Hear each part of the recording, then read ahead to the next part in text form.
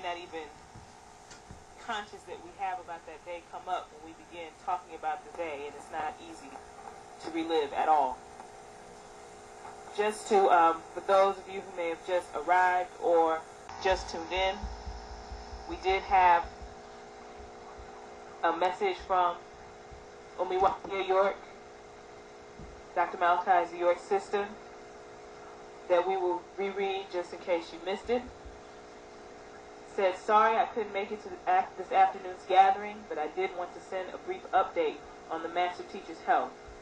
He called me a couple days ago to let me know that his swollen face had gone down a little, and I feel it's because we are all coming together on one accord, and that's the freedom of our Master Teacher, who's given us so much knowledge, wisdom, and most of all, he's shown us love, real love, which most of us never had knowledge of, until he came to give us what we wanted so we could want what he had to give. Isn't it wonderful to be in the love of all? Also I, wu-nuwaupu York, on behalf of my brother, wants to thank our family for all the love and support they've shown in the last broadcast and all they have done to support his freedom. And I know it had to touch the hearts of everyone who is listening that has been going through this struggle with us and known the pain that our family has suffered over the last 6 years. I love you, family, and stay together and stay strong. I also want to send a word of encouragement to the sisters in Colorado for their outstanding persistence with legal research work. I know the attorney appreciates you as well as the Master Teacher. Thank you. We all have to stay strong. We all have our differences, but for Baba, we will all come together. I won't accept anything less, and he won't accept anything less than you all coming together. Do we understand? All right.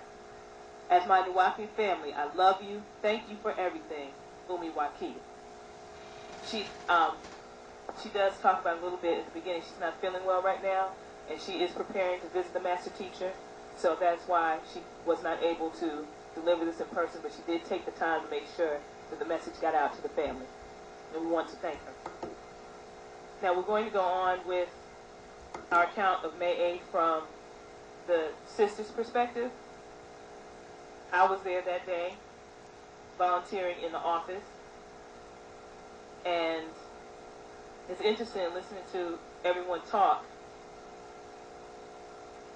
Our differences seem so irrelevant and petty, because that day, when you're fearing for your life and the life of your family, it doesn't matter who likes who get on whose nerves.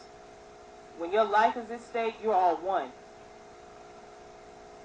And we've lost that. We were all brothers and sisters that day. Because there's brothers that we didn't even know were worrying about us sisters and our lives. Because we're one family.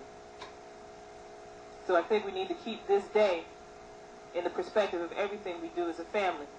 Not just the Nuwaubians who are on the land or at Athens House, but all Nuwaubians who were all a target that day. Any of you could have been there that day, volunteering. Any of you. So as I said earlier, myself, and we have the sister Amina Powell also, who is working in the office that day, and we'll give our perspectives on what happened. I was standing on the stairs of the office. I could see the vehicles coming in. The sister that I was with, Nep Mal Sheshmitep Atumrain, Sister Robbie Hibner, came in and told everybody she was serious with being attacked. The office was filled with sisters working, volunteering in the office. We didn't know what to do. Sisters are trying to lock the door. They're trying to turn off the computer. No one knew what to do. Everybody's running around frantically. A few sisters start to run downstairs to tell the sisters in the downstairs office something was going on. Myself and another sister tried to get down. By the time I even got to the steps, I heard a crash and a scream. And like the sisters who spoke earlier about the master's kidnapping, I thought it was shots as well. So we're all there. There's also young women in the office, teenage girls, so we're worried about them. And we're running around frantically, and someone comes up looking like something out of a movie. He has on padding, he has the helmet with the shield on it, and all I can remember was the sweat dripping on his nose. dripping down, and he had a gun. And he told us all to get down. Now, mind you, he comes in with all this force to a bunch